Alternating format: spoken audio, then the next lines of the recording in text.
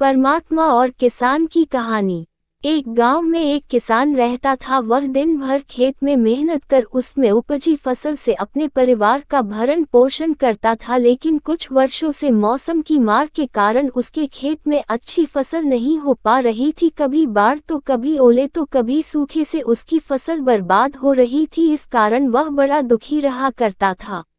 एक दिन दुखी होकर वह परमात्मा को कोस रहा था। तभी परमात्मा ने उसे दर्शन दिए और उसके दुख का कारण पूछा। किसान बोला, भगवान, आपको खेती की कोई जानकारी नहीं है। आपके कारण हर साल मेरी फसल बर्बाद हो जाती है और मेरे परिवार के सामने भूखे मरने की नौबत आ जाती है। एक साल मेरे हाथ में मौसम को नियंत्रित करने की शक्ति दे दीजिए, फिर देखिए कैसे मैं फसल लहलहाता हूँ और अन्न के भंडार भर देता हूँ।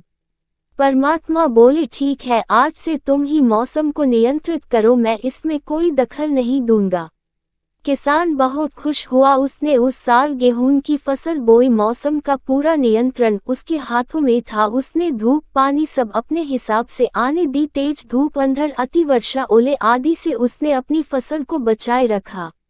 समय के साथ फसल बढ़ने लगी। फसल देख किसान झूम उठा, क्योंकि इतनी अच्छी फसल उसके खेत में कभी हुई ही नहीं थी। जब कटाई का समय आया तो वह बहुत उत्साहित था। वह मन ही मन सोचने लगा कि अब भगवान को पता चलेगा कि फसल कैसे ली जाती है। इतने साल वे हम किसानों को यूं ही परेशान करते रहे।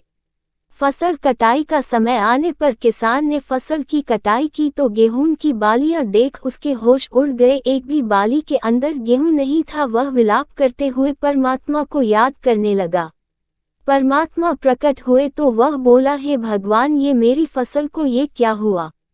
परमात्मा बोले, इस बार सब कुछ तुम्हारे नियंत्रण में था। तुमने हवा, पानी, धूप सब कुछ तो फसल के अनुकूल रखी, फिर भी वह खोखली रह गई। जानते हो क्यों? इसका कारण है कि तुमने फसल को संघर्ष का अवसर ही नहीं दिया। न वह कड़ी धूप में तपी, न ही बारिश की तेज बौछारों को सहा, न ही वह तूफानी अंधड़ से जूझी। इस कारण वे खोखली रह गई। कड़ी धूप, तेज वर्षा, आंधी, तूफान जैसी चुनौतियों के आगे फसल खुद को बचाने संघर्ष करती है। इन चुनौतियों का सामना करने से जिस शक्ति और ऊर्जा का संचार उनमें होता है, वही अंततः अन्न के रूप में उनकी बालियों में संग्रहित होता है। इस बार बिना संघर्ष के वे खोखली रह गई।